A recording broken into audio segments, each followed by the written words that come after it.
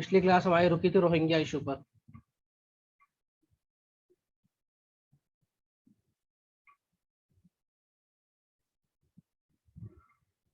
Rohingya issue पर, कौन है रोहिंग्या? तो रोहिंग्या जो है ये मुस्लिम लोग हैं और ये लोग म्यांमार के हैं।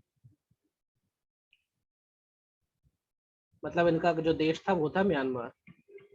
जैसा मैंने म्यांमार के बारे में आपको बताया कि ये जो यहाँ पे मेजोरिटी है वो बुद्धिस्ट लोगों की मेजोरिटी है।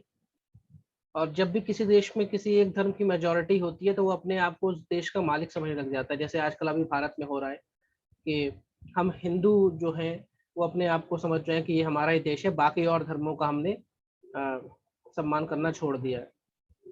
ऐसा ही श्रीलंका में हमने देखा कि वहाँ जो सिन्हाला बुद्धिस्ट थे उन्होंने तमिलों के साथ किया। हम पाकिस्तान में देख रहे हैं कि वहाँ जो इस्लामिस्ट हैं वो सिर्फ इस्लाम कर रहे हैं, बाकी जो माइनॉरिटी है उनके लिए दिक्कत हो रही। यही चीज म्यांमार में हुई। म्यांमार में जो मेजोरिटी में लोग हैं वो कौन है? बुद्धिस्ट लोग हैं। जब ये मेजोरिटी में है तो इनके पास पावर है, इन्हीं के ज्यादा लोग हैं, इन्हीं के ज्यादा मंत्री हैं, यही लोग जॉब्स में है, यही लोग बिजनेस में है, मेजोरिटी है, बहुमत है इनका। ठीक है। ये जो रोहिंग्या लोग हैं, मुझे म्यांमार का मैप आपको दिखाना पड़ेगा थोड़ा सा।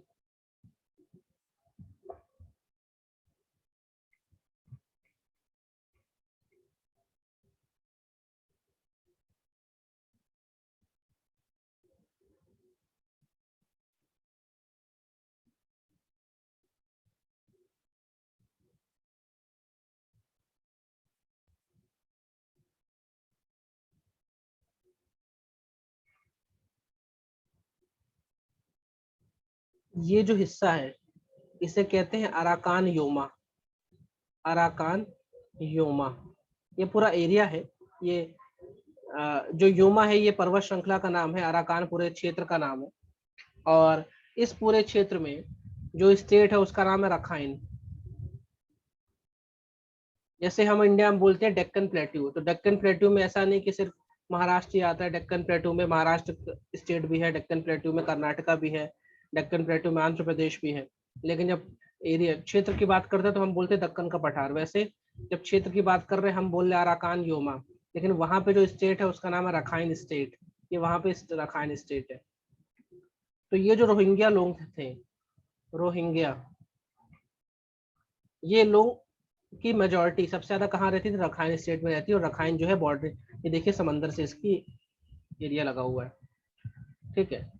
मैं बोल रहा हूँ म्यांमार में जो मेजोरिटी रिलीजन है या मेजोरिटी लोग हैं वो बुद्धिज्म फॉलो करते हैं, यानी बुद्धिज्म यहाँ पे चलता है। अब जब कोई धर्म माइनॉरिटी में होता है तो उसके अंदर एक इनसिक्योरिटी की भावना आती है कि यार कहीं हमको वाइप आउट ना कर दिया जाए। जैसे हम भारत में देख रहे हैं तो जो चाहे क्रिश्चियन हो, चाहे मुस्लिम हो, चाहे जैन हो, चाहे सिख हो, जो माइनॉरिटी उनके अंदर एक इनसिक्योरिटी की भावना है, इसलिए वो हमेशा अपनी बात बुलंदियों से उठाते हैं कि नहीं हमारे लिए तो आप दीजिए। और हमारा संविधान में आर्टिकल 29 और जो 30 है वो माइनॉरिटीज के हितों की बात भी करता है। मतलब डर है भाई, जिसकी संख्या बल कम है उसको हमेशा डर लगता है कहीं जो बहुमत वाले हम पे हावी ना हो जाए। तो कभी कभी ये जो माइनॉरिटी वाले होते हैं अपने डर की वजह से कुछ एक्सट्रीम कदम उठा देते हैं। जैसे मान लीजिए 10 लोग जा रहे हैं और 10 लोग एक को मारने आए हैं, तो जो अकेला है वो कभी हो सकता है 10 के पे हमला कर दे या उनको पत्थर मार दे, उन पे गोली चला दे डर के मारे कि यार मैं अकेला हूँ, मैं क्या करूंगा। तो ये हम दुनिया भर में हमने देखा है, जो भी माइनॉरिटी में रहा है वो थोड़ा ज्यादा एग्रेसिव रहता है, क्योंकि उसको डर रहता है अपनी आइडेंटिटी के लिए, अपनी संख्या बल में उसमें पता है कि मैं इतना कम हूँ कि लोग मुझे कभी भी खत्म कर सकते हैं। जैसे कि हमने देखा हिटलर ने ज्यूस को खत्म कर दिया। ज्यूस संख्या बल में बहुत कम थे और वहां पे ऐसा भावना फैलाई गई कि जो ज्यूस हैं ये आपकी नौकरी ले रहे हैं, ये बहुत पैसे वाले हैं, ये साइंटिस्ट हैं, ये जर्मन्स का हक मार रहे हैं। जर्मन्स ने हिटलर की बात मानी और उसका साथ दिया। तो ये जो रोहिंग्या लोग हैं इनकी संख्या बल यहाँ पे कम है। ये एक प्रांत था रखाइन स्टेट, वहां पे रहते थे और ये मुस्लिम थे। अब क्या हुआ, इन लोगों ने इन्हीं लोगों में से कुछ लोगों ने पूरी एक आर्मी बनाई। आर्मी मतलब ऐसे आतंकवादी टाइप की, या फिर एक्सट्रीमिस्ट बोल सकते हैं, उग्रवादी लोग। इनका नाम था अराकान रोहिंग्या सैल्वेशन आर्मी, अरसा, अराकान रोहिंग्या सैल्वेशन आर्मी, ये इन्होंने बनाई। और ये लोग हमेशा यहाँ पे जो म्यांमार की आर्मी है, म्यांमार की पुलिस पे उस पर अटैक करते थे। ये हमेशा इनकी ये मांग रहती थी कि ये जो मेरा एरिया है ना इसको ज्यादा ऑटोनॉमी मिले, इसको ज़्यादा स्वतंत्रता मिले। जैसे हमारे नॉर्थ ईस्ट में यहाँ पे आप देखते हैं बहुत सारे इंसर्जेंट ग्रुप्स हैं जिसके लिए आर्मी लगी हुई है यहाँ पे, वैसे यहाँ पे चलता था। आज से लगभग 5 साल पहले एक छोटा सा एक इशू हुआ। इशू तो बहुत पहले से था, बुद्धिज्म वाले रोहिंग्या को पसंद नहीं करते थे और रोहिंग्या वाले बुद्धिस्ट लोगों को यानी नॉर्मल म्यांमारी को पसंद नहीं करते थे। धर्म का भी एंगल था, मेजोरिटी माइनॉरिटी का भी एंगल था। फिर एक छोटा सा क्लैश हुआ, कोई जो बुद्धिस्ट महिला थी उसका रेप हो गया था और उस पर शक हुआ कि किसी रोहिंग्या व्यक्ति ने उसका रेप किया है और मर्डर किया था। तो जब ऐसा हुआ तो बुद्धिस्ट लोग जो थे उन लोग इनके स्टेट में घुस गए, इनके इलाके में घुस गए और कई सारे लोगों को मार दिया, कई सारे इनके घरों को जला दिया। जब ऐसा हुआ तो ये जो अरसा था, जो इनकी आर्मी है, इन्होंने रिटेलिएट किया और कई बुद्धिस्ट लोगों को मार दिया। तो बात एक छोटी सी थी, लॉ एंड ऑर्डर की एक बात थी, लेकिन वो बात इतनी बड़ी हो गई धीमे धीमे कि यहाँ पे गृह युद्ध शुरू हो गया। गृह युद्ध मतलब अब जो भी आर्मी आ रही म्यांमार की, उसमें मेजोरिटी बुद्धिस्ट लोग हैं या उनका धर्म बुद्धिस्ट है, बौद्ध लोग हैं और ये सब मुस्लिम थे। तो आर्मी और पुलिस वालों ने यहाँ पे एट्रोसिटी करना शुरू कर दिया, यहाँ पे एक तरह से अत्याचार करना शुरू कर दिया और रोहिंग्याओं को मारना शुरू कर दिया। वो ये नहीं देख रहे थे कि यहाँ पे बूढ़े हैं, बच्चे हैं। भाई आप अरसा के लोगों को मारिए ना, जो लोग एक्सट्रीमिज्म फैला रहे हैं। आपने सारे रकम रोहिंग्या पे क्यों अटैक करना शुरू कर दिया? तो जब इतना ज्यादा दिक्कत हो गई, रोहिंग्या पे जान पर बात आ गई कि यार हम यहाँ रहेंगे तो मारे जाएंगे, पूरी म्यांमार की आर्मी, म्यांमार के लोग, म्यांमार की पुलिस हमको मार रही है। और जब सब ठीक भी था तब भी इन लोगों को एक हीन भावना से देखा जाता था। यहाँ तक कि इनके पास पूरे राइट्स भी नहीं थे म्यांमार में। ऐसा नहीं था कोई रोहिंग्या व्यक्ति म्यांमार के टॉप ऑफिशियल पोस्ट पे पहुंच जाए, कोई रोहिंग्या व्यक्ति म्यांमार का प्रधानमंत्री बन जाए, ऐसा कभी नहीं था। हमेशा से इनके साथ दोगला व्यवहार हो रहा था। जैसे हमने श्रीलंका में देखा है कि जो सिन्हाला बुद्धिस्ट थे वो तमिलों के साथ करते आ रहे थे, या हमने ये बांग्लादेश वाले हिस्से में देखा है, जब ये ईस्ट पाकिस्तान था तो जो वेस्ट पाकिस्तान था वो बांग्लादेश से चिढ़ता था हमेशा, और इनको कभी तवज्जो नहीं देता था, कोई बड़े पद में नहीं बैठाता था इनको। आपने कभी नहीं सुना कि 1971 से पहले तक बांग्लादेश का कोई व्यक्ति पाकिस्तान का प्रधानमंत्री या राष्ट्रपति बना। तो जब इन पे इतनी ज्यादा बात आ गई, इनकी जान पर बना गई, आर्मी इनको ढूंढ ढूंढ के मार रही, पुलिस वाले मार रहे हैं, लोकल म्यांमारी व्यक्ति इनको मार रहा है, तो ये लोग भागना शुरू कर दिए। क्योंकि आप देखिए इनके साथ कोस्ट लाइन लगी हुई है, तो इन लोगों ने छोटे छोटे जहाजों में भागना शुरू कर दिया। कुछ भाग गए कहाँ, बांग्लादेश भागने लग गए, क्योंकि सबसे पास देखिए बांग्लादेश ही लग रहा है, सब बांग्लादेश भागे।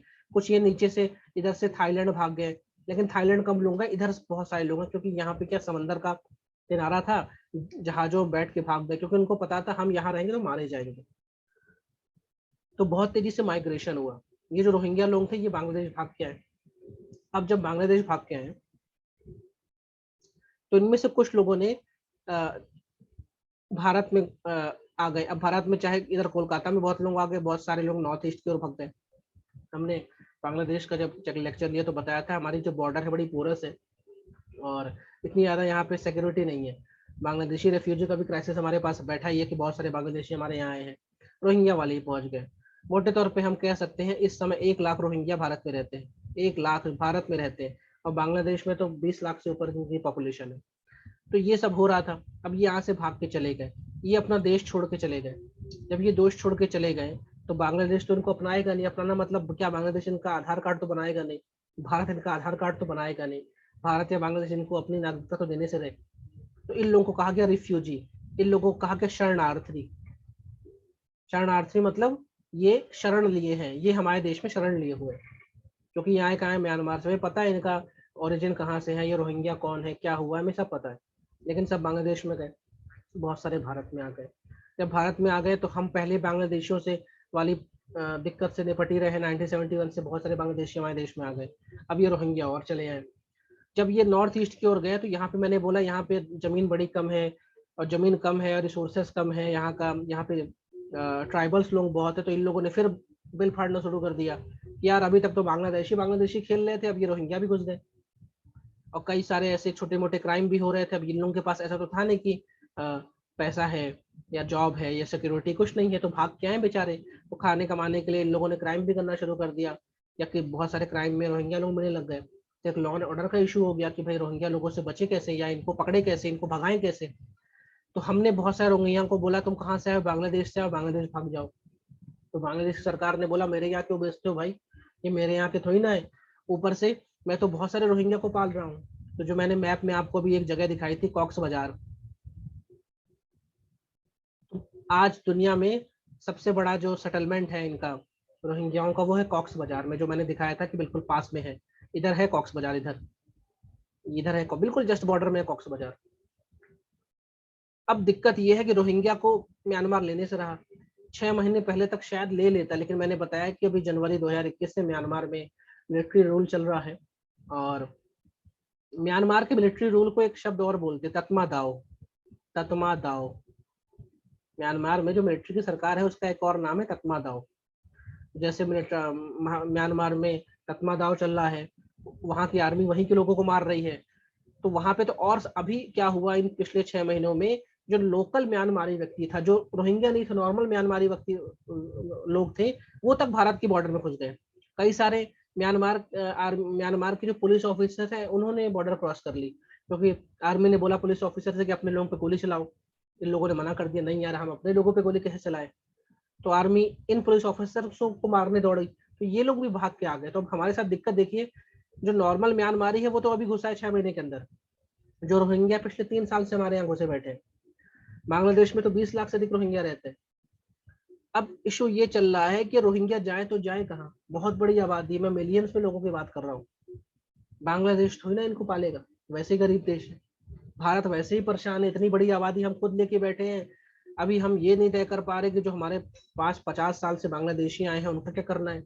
उनके लिए हमने कानून बनाया सीए एनआरसी, उसको लेकर विवाद हो गया। अब ये रोहिंग्या और आ गए, और रोहिंग्या है मुस्लिम। अगर एक मुस्लिम को आप सिटीजनशिप बनाते, मतलब नागरिकता देते हो, तो फिर हमने जो अभी सीए लाया है, सिटीजनशिप अमेंडमेंट एक्ट, उसमें हमने मुस्लिम को छोड़ के बाकी लोगों को अलाउ कर दिया है। तो फिर ये होगा कि भाई सीए में भी मुस्लिम लोगों को रख लो। तो बड़ी दुविधा है इस समय, और ये बिल्कुल लॉ एंड ऑर्डर का इशू हो गया। ये लोग यहाँ पे हैं, तो ये यहाँ पे आप सोचिए, यहाँ पे खा रहे हैं, यहाँ पे रह रहे हैं, यहाँ पे सो रहे हैं, यहाँ पे रो रहे हैं, यहाँ पे इलाज भी करवा रहे हैं। और क्राइम, अगर मान लो सिंपल से फंडा है, कोई रोहिंग्या व्यक्ति है, उसको पता है यार बाहर रहूंगा तो खाना खर्चा लगेगा। उसने क्या किया, एक आदमी को 2 झापड़ मारा और पुलिस के पास जाके बोला, किसी को मारा, सिर फोड़ दिया, बोला मुझे जेल में डाल दो। तो जेल गया, फ्री का खाना पीना मिल रहा उसको। लेकिन ये हमारी जेल में तो उसका बर्डन आ रहा है ना, उस जेल में खाना खर्चा, सिक्योरिटी का खर्चा तो सरकार का है ना। तो ये रोहिंग्या वहां क्यों चला गया, डर रहा है भाई लॉ एंड ऑर्डर बिगाड़ेगा तो हमें उसको जेल में डालना ही पड़ेगा। अगर ये बाहर घूम रहे हैं तो लोगों में बीच में क्लैश हो रहा है, लोग आपस में लड़ रहे हैं, एक दूसरे को मार रहा है, रोहिंग्या किसी को मार रहा है, ये किसी और को मार रहा है। भाई सारा खेल है रोटी रोटी कपड़ा और मकान का, जिंदा रहना है तो कुछ ना कुछ तो होगा। तो ये सब जो लॉ एंड ऑर्डर बिगड़ रहा है, टेंशन हो रही हैं, ये अब इसका कोई हल नहीं दिख रहा है। क्योंकि म्यांमार से उम्मीद थी कि शायद ले लेता, म्यांमार ने तो पहले मना कर दिया कि हम लेंगे नहीं, ठीक है। लेकिन अभी हम पिछले 6 महीने से हम देख रहे हैं यहाँ पे तत्मा दाव चल रहा है, मिलिट्री सरकार चल रही है यहाँ पे, तो अब तो कोई उम्मीद नहीं लग रही। अब तो जो लोकल म्यांमारी है वो भाग के यहाँ पे आ रहा। मैंने बताया है मोर देन हजार म्यांमारी लोगों को वहां की आर्मी मार चुकी है। तो कितना डर है म्यांमार में, लोग भाग के, और आप देखिए कितनी बड़ी बॉर्डर है भारत के साथ, तो लोकल म्यांमारी भाग के आ रहा है यहाँ पे। अब ये रोहिंग्या पहले से बैठे थे, अब म्यांमारी और आ गए। अब भारत के साथ में दिक्कत बहुत बड़ी है। अच्छा, जब ये सब हो रहा था उस समय डेमोक्रेसी थी यहाँ पे। और यहाँ पे जैसे मैंने बोला कि जो आंग सांग सू की हैं, जो कि यहाँ की स्टेट काउंसलर थी, यानी सबसे बड़ा पद लेके बैठी थी, इनको मैंने बोला इनको इनको शांति का पीस प्राइज मिला है, नोबेल प्राइज मिला है। और जब इनकी आर्मी रोहिंग्या लोगों को मार रही थी तो इन्होंने कुछ कहा ही नहीं कभी। इन्होंने जब कुछ नहीं कहा तो इनके ऊपर जो इंटरनेशनल कोर्ट ऑफ जस्टिस है वहां तक इन पे बात गई। दुनिया भर के बड़े बड़े देशों ने इनका क्रिटिसिज्म किया, इनकी आलोचना की कि यार मैडम तुम्हें शांति का नोबेल प्राइज मिला है और तुम्हारे देश में देखिए एक पूरी पूरी आबादी को मारा जा रहा है, उनको उनका कत्ल किया जा रहा है, आप कुछ नहीं बोल रहे। तो एक बात भी उठी थी कि इनसे इनका नोबेल प्राइज छीन लिया जाए। अब छीना गया कि नहीं गया मुझे इसके बारे में आइडिया, लेकिन इन पर बड़ा लांछन लग गया था कि आपको नोबेल पीस प्राइज मिला है, आपने 25 साल डेमोक्रेसी के लिए बात की। और क्या ऐसी डेमोक्रेसी होती कि आपके देश में आर्मी पुलिस वाले पूरे पूरे राज्य के लोगों को मार रहे हैं, सिर्फ इसलिए मार रहे हैं कि वो मुस्लिम है, या सिर्फ इसलिए मार रहे हैं कि वो अनपढ़ है। तो इन पे बड़ा विवाद उठा था बहुत ज्यादा, किस काम की डेमोक्रेसी। तभी से म्यांमार को कह रहे थे कि म्यांमार में नाम की डेमोक्रेसी, वहां पे तो अराजकता फैली हुई है, इंटॉलरेंस फैला हुआ है। और अभी जो जून जनवरी से हुआ वो तो सब आप जान ही रहे हैं कि वहाँ मिलिट्री जुंता चल रहा है, तत्मा गाँव की सरकार चल रही है, और इन सबको हाउस अरेस्ट कर लिया गया है। तो रोहिंग्या इशू बहुत बड़ा इशू हो गया है। पहले ये लग रहा था सुझाव, अभी क्या हुआ बांग्लादेश में, मैंने बोला कॉक्स बाजार में अस्थायी इनका रहवास है, अस्थायी। लेकिन कॉक्स बाजार बहुत घना जगह है, बहुत ज्यादा डेंसिटी है, बहुत उनका पॉश इलाका है कॉक्स बाजार। अब कॉक्स बाजार में कब तक रखेंगे इनको भाई? तंबू में रह रहे हैं, टेंटों में रह रहे हैं, और जहाँ रह रहे हैं वहाँ पानी भी यूज कर रहे हैं, खाना भी खा रहे हैं, और साफ सफाई भी करना है, सैनिटेशन भी करना है, तो सरकार पे बड़ा लोड आ रहा है। तो अभी इनके लिए एक यहाँ पे एक आइलैंड छोड़ा गया, पास में एक आइलैंड छोड़ा गया, उसका नाम है बशान चार। थोड़ा क्या गया, एक आइलैंड था, उसका नाम था बशान चार। ये एक आइलैंड है, और ये कहा गया कि भाई बांग्लादेश सरकार ने कहा देखो भैया, हम इनको अपने साथ अपने मेन शहरों में नहीं रख सकते, कुछ भी हो हम इनको अपने साथ अपने मेन शहर जैसे हम मुंबई, दिल्ली, हैदराबाद, पुणे में नहीं रखेंगे। अगर इनको रहना है तो हम इनके लिए एक नया आइलैंड में व्यवस्था कर दे रहे हैं। इस आइलैंड में घर और बन रहे हैं, और इस आइलैंड में बाशान चार में रिलोकेट किया जा रहा है उन रखाइन लोगों को जो कि बांग्लादेश में बैठे हुए हैं। तो सवाल ये है कि बशान चार अभी किसके अंडर में? तो बशान चार बांग्लादेश के अंडर में एक आइलैंड है। लेकिन अब इसमें बड़ी समस्या या विडंबना है। असल में आप लोग जानते हैं समंदर में लहरें उठती हैं, और लहर जो होती हैं वो अपने साथ मिट्टी को किनारे तक ले आती है। तो मान लीजिए ये समंदर की लहरें हैं, इन्होंने यहाँ पे बहुत सारी मिट्टी इकट्ठा कर दी, ये मिट्टी एक टापू का रूप ले ली। अब इसी ऐसा ही टापू है बशान चार, ऐसा ही टापू है बशान चार, जो कि समंदर ने उसको अभी नया नया बनाया है। मतलब ऐसा नहीं कि सदियों से वहां टापू, मुश्किल से 10-15 साल पहले से ये बनना शुरू हुआ है। पहली चीज तो यहाँ की जो मिट्टी है वो बड़ी जिसे हम कहते हैं कि नरम है। दूसरा, नई मिट्टी है, इसके नीचे कोई ठोस चीज नहीं है, ये तो समंदर की मिट्टी है। अभी आप यहाँ पे 10 से 20 लाख लोगों को बसा दोगे, और अगर सुनामी आ गई तो सबके सब मारे जाएंगे। दूसरा, अगर यहाँ पे कहीं अर्थक्वेक आ गया या टेक्टोनिक इवेंट्स हो गया, तो ये मिट्टी पूरी पूरी बह जाएगी, और बह जाएगी। आप इसके ऊपर बना रहे हो घर, और आप इसमें रिलोकेट कर रहे हो 10 से 20 लाख रोहिंग्या को। तो दुनिया भर के लोग कह रहे हैं कि आप तो इनके सुसाइड करवा रहे हो यार, ये लोग यहाँ पे रहेंगे पता नहीं कि कब बह जाएंगे, रात में सोएंगे और हो सकता है सुनामी आए, सबके सब मर जाए। बशान चार को लेके भी बड़ा क्रिटिसिज्म हो रहा है बांग्लादेश सरकार का कि तुम इनको जिंदा मारोगे क्या आइलैंड में। लेकिन बांग्लादेश सरकार ने कहा है देखो भाई, हमारी जितनी औकात है हम उतना कर पा रहे हैं। इतनी बड़ी आबादी, भले तो हमने तो ठेका लिया नहीं, लेकिन आ गई है तो हम ह्यूमैनिटेरियन ग्राउंड में या मानवीय पहलू दिखाते हुए एक आइलैंड में पूरी व्यवस्था कर रहे हैं। इनके लिए घर बनाए जा रहे हैं, वहाँ पे पानी की टंकियाँ बनाई जा रही है, छोटा मोटा जो भी इंफ्रास्ट्रक्चर है वो बनाया जा रहा है, और यहाँ पे रिलोकेट करने का चल रहा है। तो बाशान चार ध्यान रखिए, आइलैंड है जहाँ पे रोहिंग्या को रिलोकेट किया जा रहा है, क्योंकि रोहिंग्या अब नहीं जा सकते म्यांमार। रोहिंग्या में इतना डर बैठ गया है कि वो म्यांमार जा ही नहीं पा रहे। मतलब अगर म्यांमार बुला भी लेगा तो शायद ही जाए। और ये जो अरसा है, Rakhine salvation, Arakan Rohingya salvation army, ये अभी भी यहाँ पे एक्टिव, और ये लड़ाई कर ही रहा है। तो इसके लोग मरते हैं, फिर दूसरे आ जाते हैं, दिक्कत चल ही रही है। तो बहुत ही बड़ा एक इशू आ गया है हमारे सामने। और ठीक है, तो बाशान चार के बारे में आप ध्यान रखिएगा। बाशान चार क्या है, क्या हो रहा है इस बाशान चार में, और अभी सबसे बड़ा जो सेटलमेंट है इनका वो कहाँ पे, कॉक्स बाजार में है। हमारे देश में भी रोहिंग्या लोग सुप्रीम कोर्ट पहुंच गए भाई। ये हो रहा था कि इनको वापस रिपैट्रिएट किया जाए, रिपैट्रिएशन यानी वापस जहां से आए हैं वहां भेज दो। तो ये आए कहाँ से? बांग्लादेश। बांग्लादेश जो हमारे पास लाख रोहिंग्या उनकी बात कर रहे हैं, बांग्लादेश बोलता है गलती से भेज मत देना, इतने लोगों को पाल रहे हैं, इसको क्यों पाले हम? तो भारत तो बोला हम भेजेंगे। तो ये जो रोहिंग्या थे, इन लोगों ने अपने वकील वकील करके सुप्रीम कोर्ट में अर्जी लगाई। तो सुप्रीम कोर्ट ने बोला कि भैया ये देश धर्मशाला नहीं है, अगर हम तुमको रख लेंगे तो बाकी जो जैसे हमारा जो CAA है उसमें एक डेडलाइन है 31 दिसंबर 2014। इसके पहले जो नॉन मुस्लिम्स बाप से आए हैं, बाप एक शॉर्ट फॉर्म है, हंसना मत, B for Bangladesh, A for Afghanistan, याद करने के लिए कुछ भी निमोनिक बनाओ, P फॉर पाकिस्तान।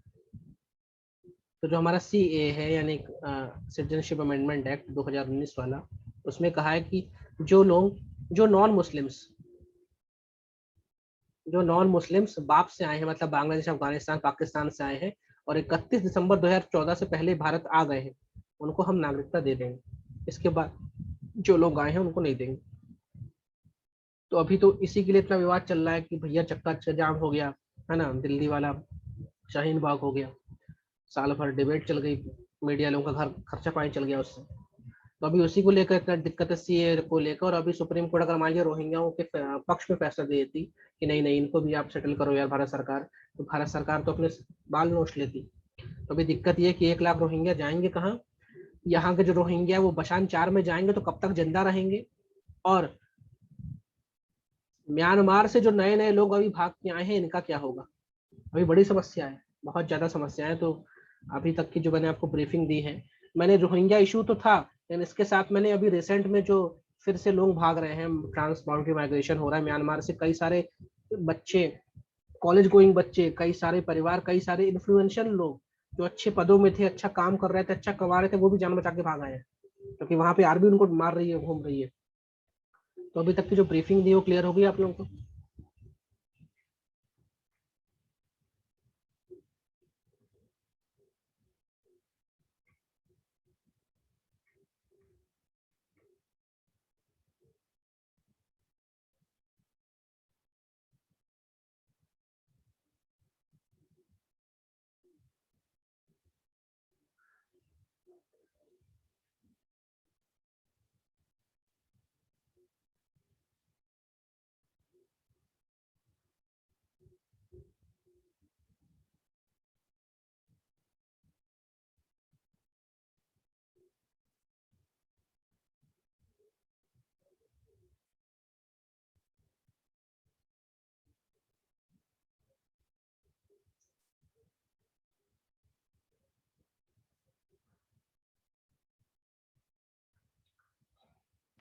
ये पॉलिटिकल बातें हम नहीं करेंगे अभी, और हमें ना सोचना चाहिए। बस ये समझ लीजिए कि जो भूखा पेट जिसका है ना, वो किसी का सगा नहीं होता। अभी हमारे आपके पास खाने खर्चे को है, अपन अच्छा जीवन चल रहा है तो अपन पढ़ाई लिखाई कर रहे हैं, लेकिन जिसके पास सोचिए उसको पता ही नहीं कि आज खाना मिलेगा या नहीं मिलेगा, ऊपर से वो उस देश में है जहाँ का वो नागरिक ही नहीं है, तो वो तो थोड़ा वॉलेट हो ही जाएगा ना। अगर उसको कोई 50 रुपये भी दे देगा तो आपका सिर फोड़ देगा वो, क्योंकि 50 तो मिल रहा है ना उसको। इसी को कहते हैं लॉ एंड ऑर्डर का इशू। ठीक है, जो शरणार्थी लोग हैं वो बड़े ही फ्रजाइल लोग हैं, और वो हमारे जो सिक्योरिटी के लिए बड़ा खतरा है, क्योंकि उनको 100-500 रुपए में वो किसी कुछ भी कर देंगे, कोई भी उनको रेडिकलाइज कर सकता है। एक चाइना फैक्टर भी हम देख ले रहे हैं भैया। हमने देखा म्यांमार के जो पूर्वी बॉर्डर है वो चाइना के साथ लगी हुई है, और चाइना अपने पड़ोसियों का तो फुल यूज करता है, और भारत के खिलाफ तो अच्छा यूज करता है। चाइना की एक पॉलिसी हमने देखी थी, कौन सी? Ring fence policy, sorry, ring fence कहाँ से आ रही है, तो स्ट्रिंग ऑफ पल्स पॉलिसी, यानी मोतियों की माला वाली पॉलिसी हमने देखी थी। और इसी के तहत वो एक पूरा पोर्ट डेवलप कर रहा है चाइना। हमने सितवे पोर्ट डेवलप किया कलादान के चक्कर में। सितवे के नीचे एक पोर्ट डेवलप कर रहा है चाइना, उसका नाम है क्योबक्यो, क्योबक्यो पोर्ट। तो क्योबक्यो पोर्ट चाइना कहाँ डेवलप कर रहा है, किस देश में डेवलप कर रहा है, और वो किस थ्योरी के अंतर्गत डेवलप कर रहा है, ये ध्यान रखिएगा। क्योबक्यो, अच्छा नाम है क्योबक्यो। और जैसा कि मैंने कहा, चाइना के बीआरआई का ये पार्ट है ही है। आप ध्यान रखिएगा, जो आप साउथ एशिया है ना आपका, साउथ एशिया में सिर्फ 2 देश हैं जो चाइना के बीआरआई में पार्ट नहीं लिए हैं। उनका शॉर्ट फॉर्म है BB, B for Bharat, next B for Bhutan. बाकी सब उसके बीआरआई प्रोजेक्ट में शामिल है। इसका मतलब सब उससे लोन ले रहे हैं, सब उसका पैसा लेकर अपने यहाँ डेवलपमेंट कर रहे हैं। कुछ ज्यादा लोन ले रहे हैं, कुछ कम लोन ले रहे हैं, ले सब रहे हैं। ठीक है, तो ये जो आपका म्यांमार या बर्मा है वो भी बीआरआई का पार्ट है, और काफी अच्छा इसको लोन दिया है उसने, चाइना ने। और ये भी उसके नाम पे, चाइना इसके यहाँ रेलवेज बना रहा है, चाइना इसके यहाँ हाईवेज बना रहा है, चाइना इसके यहाँ पुल्स बना रहा है। ठीक है, तो चाइना म्यांमार, मतलब म्यांमार पूरी तरह चाइना के कंट्रोल में है। लेकिन हम नहीं चाहते कि पूरी मतलब, ठीक है मान लीजिए चाइना उस पर पूरा हावी है, लेकिन अगर हम अपना हाथ खींच लेंगे तो वो तो पूरी तरह से गोद में बैठ जाएगा।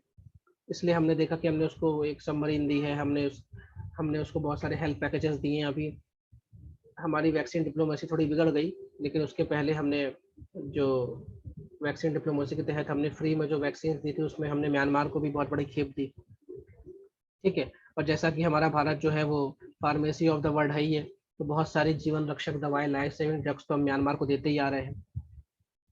और तो ठीक ठाक है हमारा, सॉरी, हमारा इन्फ्लुएंस ठीक ठाक है, लेकिन चाइना का इन्फ्लुएंस हमसे बहुत ज्यादा है।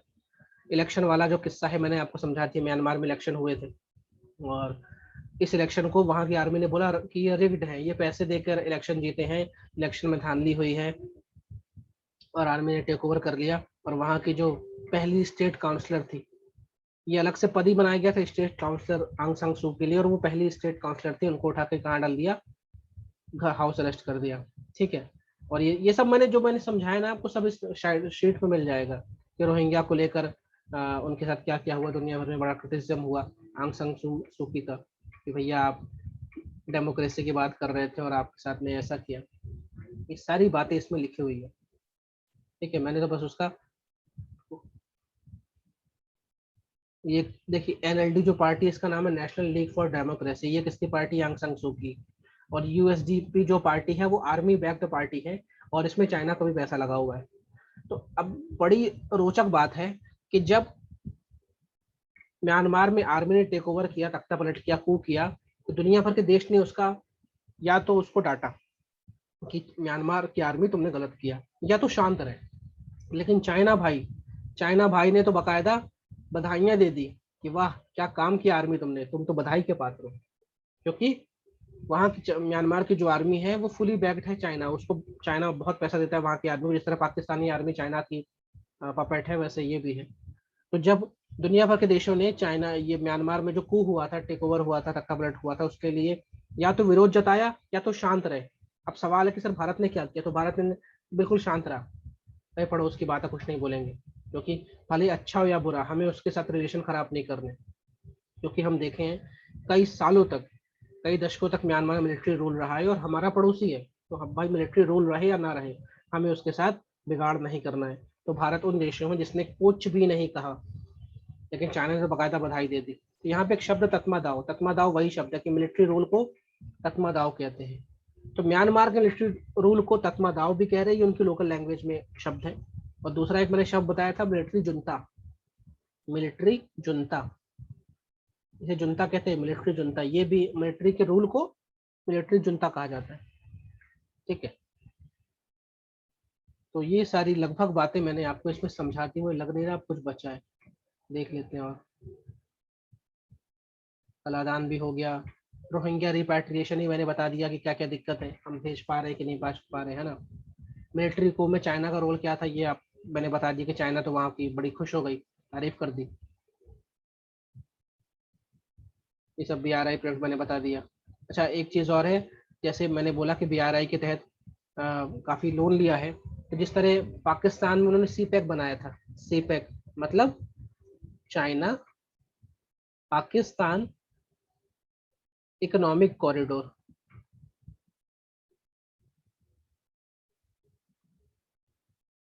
ये किसको किसको जोड़ रहा है, ये जोड़ता है ग्वादर, ग्वादर बंदरगाह है, आपने देखा था, ग्वादर से जाता है सीधे, और ये चाइना में एक जगह है शिनजियांग, शिनजियांग को जोड़ता है CPEC, China Pakistan economic corridor. एक तरह का हाईवे है, कंस्ट्रक्शन है, इसमें घर बन रहा, घर सॉरी कह रहा हूँ, इसमें इंफ्रास्ट्रक्चर बन रहा है, यहाँ पे कई सारी बिल्डिंग्स बन रही है, होटल्स बन रहे हैं, लॉज बन रहे हैं, सब कुछ बन रहा है।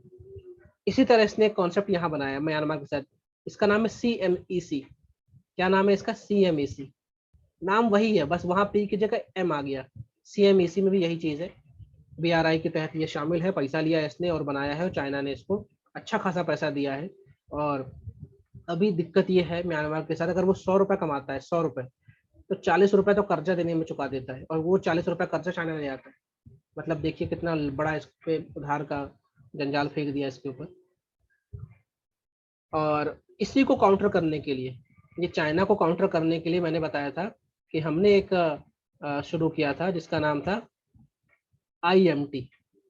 भारत सरकार ने क्या शुरू किया, IMT यानी India Myanmar Thailand highway. India Myanmar Thailand 3 देश है तो ट्राइलेटरल हाईवे। बस विडंबना ये कि हमारा ये काम नहीं हो पा रहा है, और बाकी उसका CMEC बड़ी तेजी से चल रहा है, हमारा हाईवे अभी अटका हुआ है। ठीक है। और इस हाईवे का साथ अगर मिल जाए BBIN का, यानी भारत भूटान, सॉरी, हाँ चलो, बांग्लादेश भूटान इंडिया नेपाल, और इसके साथ ये मिल जाए तो हम आराम से घूमते घामते नीचे तक पहुंच जाए, जिसके लिए हम म्यांमार को गेटवे ऑफ द ईस्ट कहते हैं। लेकिन विडंबना ये है कि हमारा काम नहीं हो रहा, बाकी ये बढ़िया तेजी से चल रहा है। तो क्यों नहीं हो रहा, सिंपल सी बात है, हम जिस काम के लिए उसको 2 रुपए दे रहे हैं, चाइना उसी काम के लिए उसको 20 रुपए दे रहा है। हम पहले काम करते बाद में पैसा रिलीज करते, चाइना पहले पैसा देता है काम बाद में करवाता है, इसलिए चाइना में बढ़िया चीज चली रहा है।